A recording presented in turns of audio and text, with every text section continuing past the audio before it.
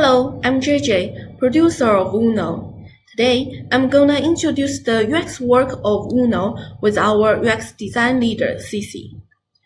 Before I start, I want to ask you a question. Have you heard of Uno? I believe most of you have played Uno cards.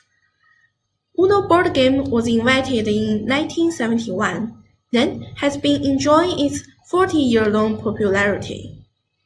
And we just launched our Uno mobile game in 2019. The mobile game is a new platform for Uno. It allows us to play Uno at any time, even without carrying a deck of cards. After Uno mobile game launched in 150 countries, we found 93% Uno mobile games players have played other versions of Uno. Obviously, most of the players are actually fans of classic Uno and very familiar with Uno.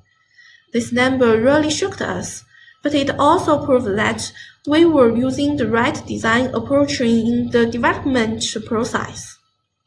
So, what have we done to give players the classic and the unique Uno?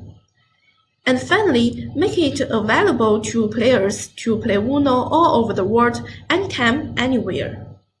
We encountered some problems, but finally found the corresponding solutions. Next, Sisi will talk about their UX strategies to adapt the classic Uno to mobile. Hello, I'm Sisi. Let's talk about our design journey from a few keywords. First, cards. Initially, we arranged the cards in a tiled way, but it's a rigid design that makes you feel like you are playing with a robot. Of course, this version of the design is very simple, quickly implemented, and the cost is very low. Once the core gameplay has been verified, we began to modify the way how cards present.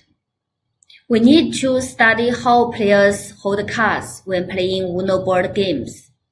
To tackle this problem, we organized a group of players to play Uno, and the designers came to observe them.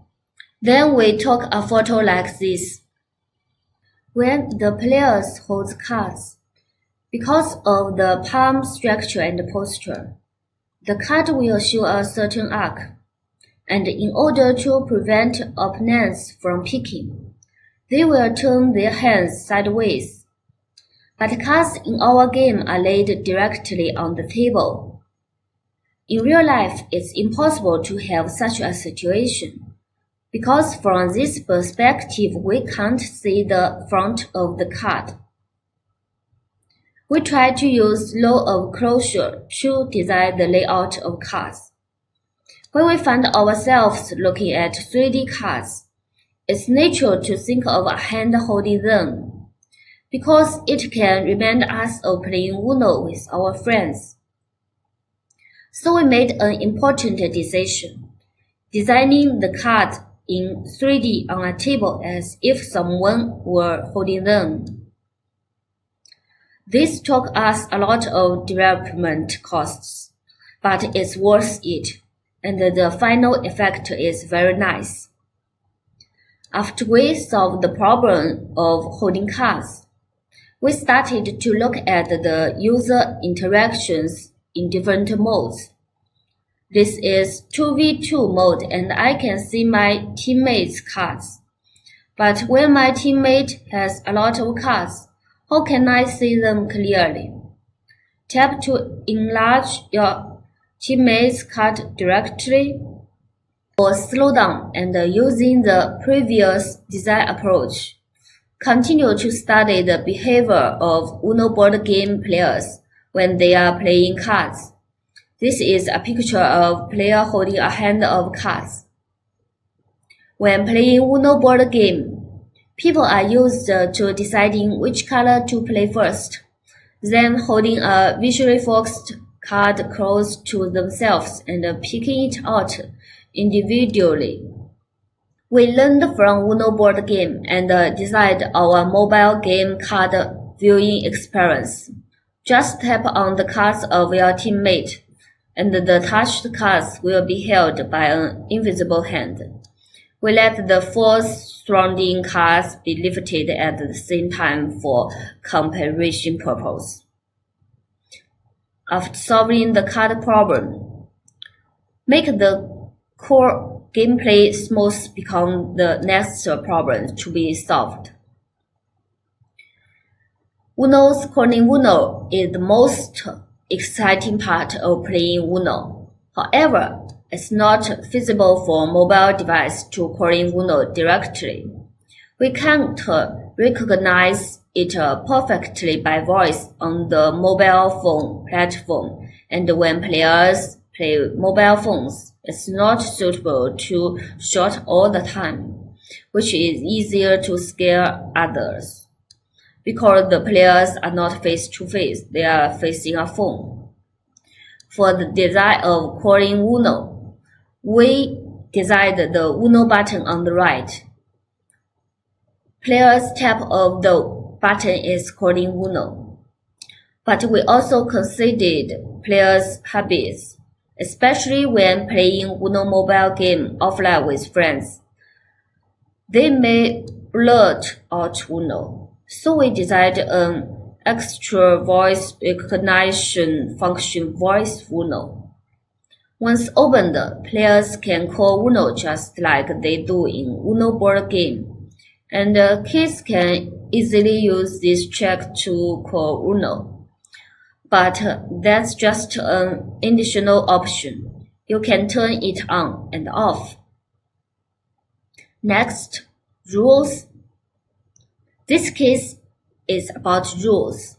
Classical Uno is flexible and we can create new rules. However, there are different rules in different countries. In mobile device, it's impossible if we try to put 100 plus rules of game mode for all players to choose. Therefore, designers need to figure out what is really good design to solve this problem. In the beginning, game designers planned to apply such optional rule functions, where players can choose the rules they like. This is a good idea, but not a good UI design. All the optional rules are listed above. There are too many options and no space on a mobile screen to put more. And when players start a new game with different group of players, they will have to adjust the rule options. Hicks' law describes that with more options, the time for players to make decisions will increase. For mobile games, our original design might have directly led to the loss of players. We changed the way of thinking and tried to figure out whether we can use the design to solve the needs of all players for different rules. And it turns out that we redefined different rules into different game modes, which makes changing game modes much easier than adjusting different rule options. We just provide rules and the players are the real game designers because they can edit their own game modes. Meanwhile, editing rules and game modes by dragging cards are much easier for players to understand. After such design improvements, there are fewer options and players can spend less time on selection. Now players can make 488 different game modes with this. We are planning to put more and more game rules into our game for players to choose. The most important takeaway here is that we study players' habits of playing Uno card games and then turn them into designs suitable for mobile device. We do creative designs based on mobile device features, but not just simply restore the classic Uno.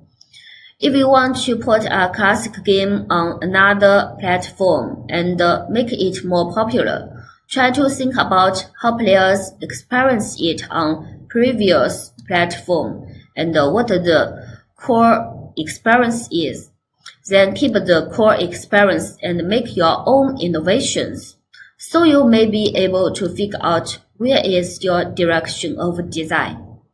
Thank you. If you want to play Uno anytime, anywhere, download it